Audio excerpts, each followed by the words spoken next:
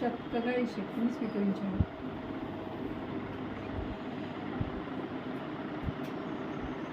ఎట్లా అయితే ఒక మ్యాగ్నెట్ ఇనుప ముక్కల్ని అట్రాక్ట్ చేసి ఇలా తీసుకుపడుస్తుందో, మనకి అక్కర్లేని టాక్సిన్స్ కూడా పిరమిడ్కి హీల్ చేసే శక్తి ఉంటుంది. ఎనర్జీస్ని అది ఆ విధంగా మనకి మ్యాగ్నెటిక్ ఫోర్స్ ద్వారా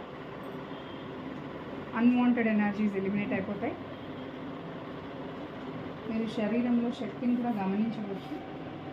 టెంపరేచర్ రిలాక్స్ అవ్వడం, శ్వాస సరళం అవ్వడం, శరీరం అలుకగా అవ్వడం జరుగుతుంది.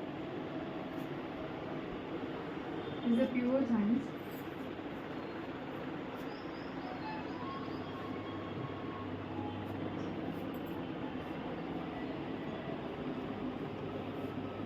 మౌనంగా ఒక 2 నిమిషాలు ఈ శక్తిని అనుభవించండి. శరీరంలో ఉన్న అలసట అంతా వెళ్ళిపోతుండడానికి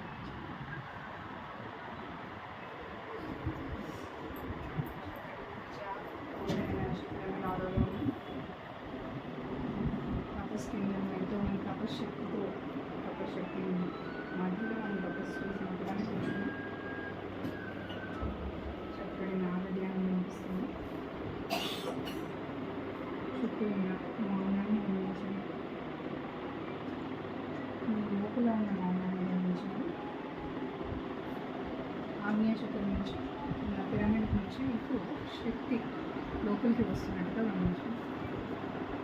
శరీరం సత్యం కాస్మిక్ ఎనర్జీతో నింపుతుంది.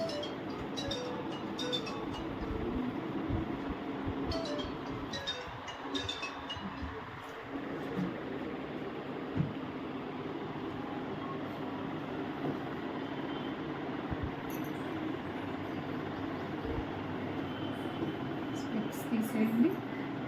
కళ్ళజోడు తీసేసి కూర్చోవాలి. ఎప్పుడైనా ధ్యానంలో కళ్ళు ఆత్మకి ద్వారాలు.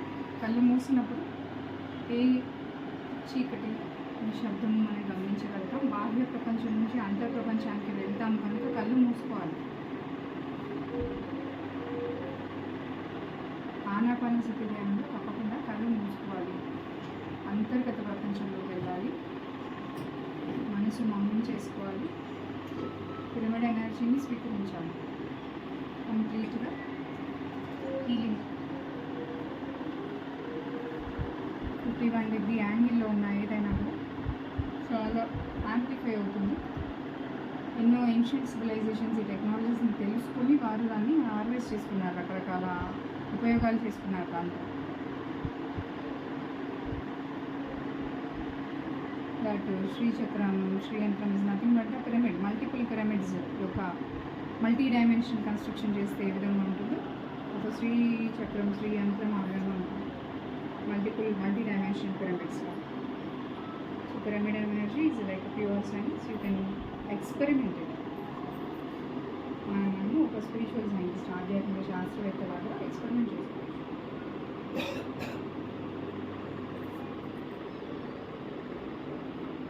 No mind is wise.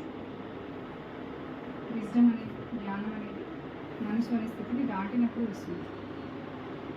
జ్ఞానం అనేది శ్వాస మీద ధ్యాస పెడుతున్నప్పుడు నో మైండ్ స్టేట్ వస్తుంది. మైండ్ ఎంటీ అవుతుంది. కంప్లీట్ ఎనర్జీ వస్తుంది. అప్పుడే మనం సోర్స్ని తెలుసుకోగలుగుతాం. Source energy, soul energy, whatever you call it, God energy. ఏ భాష, ఏ